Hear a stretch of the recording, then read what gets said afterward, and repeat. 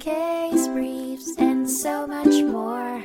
LSData's got what you're looking for. In 1955, the Supreme Court of the United States heard the case of Williamson v. Lee Optical of Oklahoma, Inc., which focused on the idea that for a law to stand, it is enough that there is an evil at hand for correction, and that the legislative measure might be considered a rational way to correct it. The lawsuit began in the district court, where an Oklahoma law prohibiting opticians from fitting lenses without a prescription from an optometrist or ophthalmologist was challenged.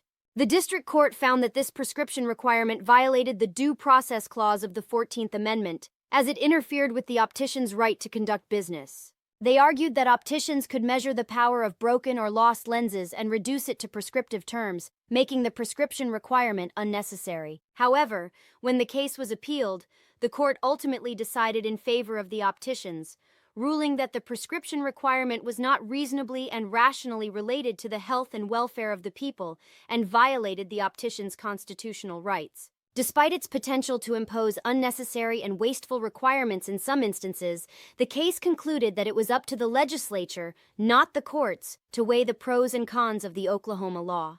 Consequently, the regulation was deemed justifiable, regardless of its consistency with its goals and constitutionality.